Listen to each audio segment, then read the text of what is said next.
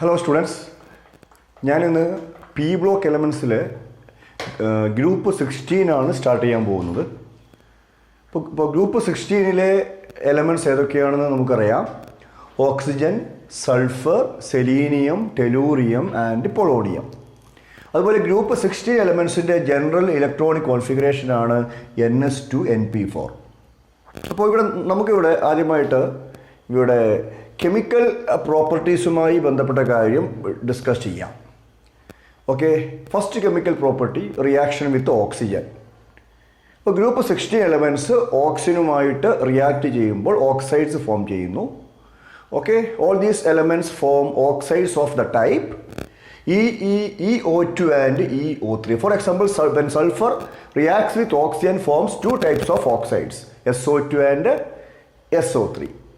And next important point, the reducing property of these oxides decreases from SO2 to TO2. For reducing property of the oxides of group 16 elements decreases from SO2 to TeO2.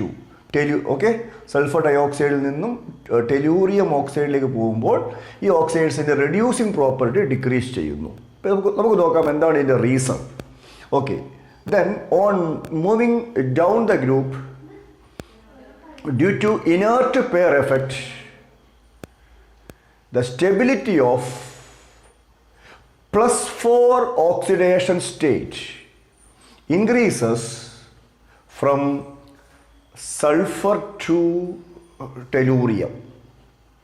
Okay, അപ്പോൾ ഗ്രൂപ്പിൽ മുകളിൽ നിന്ന് താഴേക്ക് വരുമ്പോൾ എന്താണ് നമുക്ക് കാണാൻ വേണ്ടി പറ്റുന്ന കാര്യം, ഇനേർട്ട് പെയർ എഫക്റ്റ് കാരണം ഓക്കെ +4 ഓക്സിഡേഷൻ സ്റ്റേറ്റിൻ്റെ സ്റ്റെബിലിറ്റി ഇൻക്രീസ് ചെയ്യുന്നു. Okay, that is the NS2 electrons are strongly held by the nucleus. Hence, these NS electrons have less tendency to take part in the chemical reaction. The reluctance or inertness, okay, of NS electrons take part in chemical reaction is called inert pair effect. Okay, then ഇനി നമുക്ക് നോക്കാം ഹാലജനുമായിട്ടുള്ള reaction. Okay, group 16 elements react with halogen, forms 3 types of halides. Okay, the halides of the type EX2, EX4 and EX6. അപ്പോൾ ഇവിടെ usually എക്സാമിന് ചോദിക്കാൻ chance ഉള്ള ചില ക്വസ്റ്റ്യൻസ് ആണ് ഞാൻ ഡിസ്കസ് ചെയ്യുന്നത് ഹാലൈഡ്സിൽ. Okay, first question, SCl6 is not known but SF6 is known by.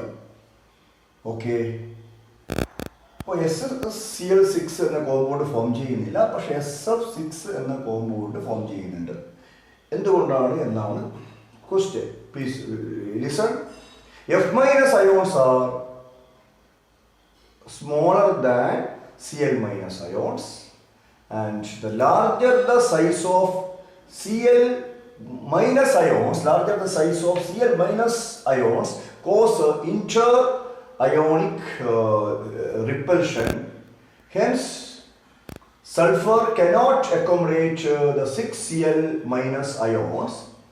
So, SCl6 is not known. അപ്പോൾ ക്ലോറിൻ്റെ സൈസ് വളരെ Cl- എന്ന ആനിയോണിൻ്റെ സൈസ് വളരെ കൂടുതലാണ്. അപ്പോൾ അവിടെ ഇന്റർ അയോണിക് റിപ്പൽഷൻ ഉണ്ടാകുന്നു.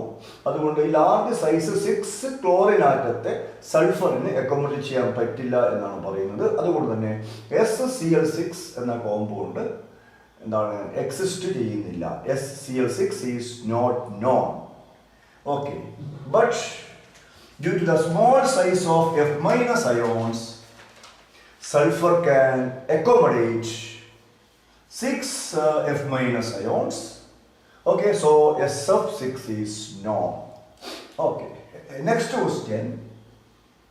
Why is SF6 much less reactive than SF4?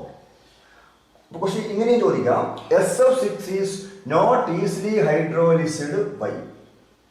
എന്തുകൊണ്ടാണ് SF4-നേക്കാൾ SF6 എന്താണ് ലെസ് റിയാക്റ്റീവ്? മീൻസ് SF4 ഇപ്പോൾ മോർ റിയാക്റ്റീവ് ആണ്. ഓക്കെ, ഓർ എന്താണ് SF6 ഈസ് നോട്ട് ഈസിലി ഹൈഡ്രോലിസ്ഡ്. അതായത് SF6-ന് വളരെ പെട്ടെന്ന് എന്താണ് വാട്ടറിനാൽ ഹൈഡ്രോലിസ് ചെയ്യാൻ പറ്റില്ല. Why? Okay, please listen.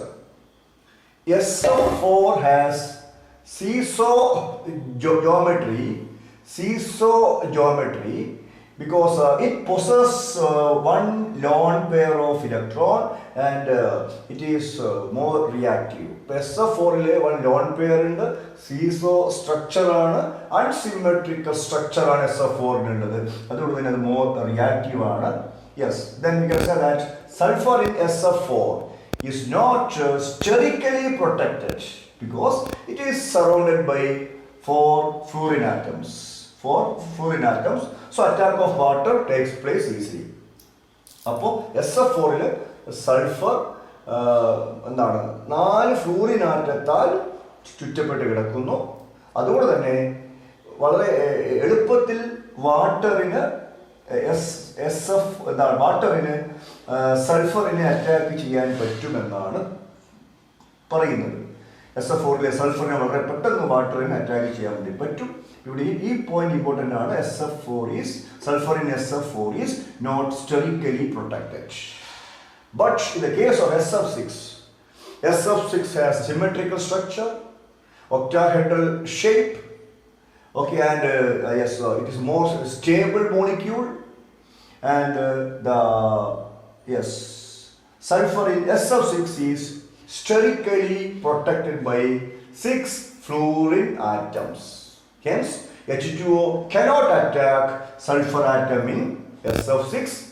Therefore, we can say that SF6 is not easily hydolysed, okay, and is kinetically inert.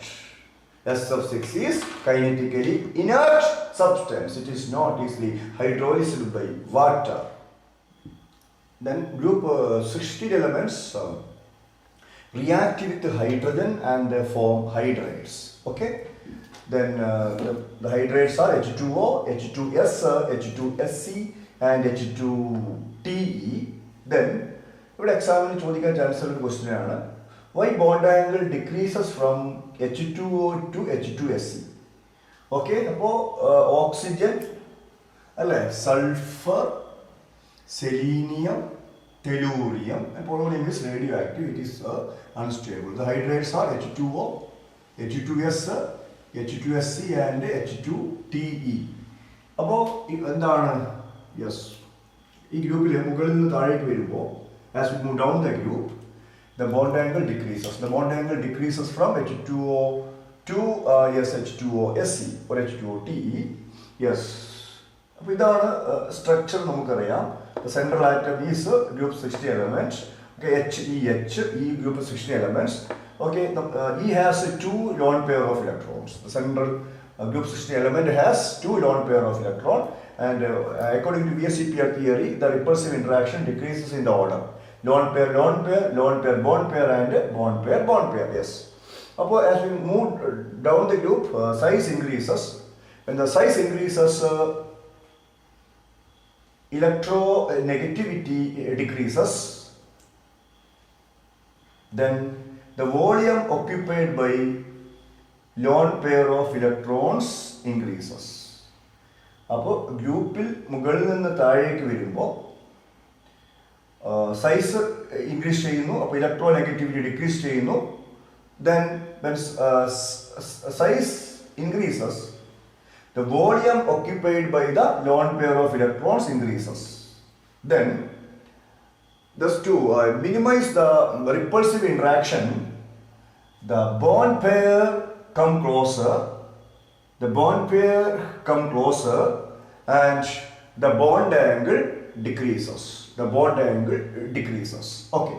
അതുപോലെ എന്താണ് വേറൊരു ക്വസ്റ്റ്യൻ വരാൻ ചാൻസ് ഉള്ളത് SF6 is known but SH6 is not known. Why?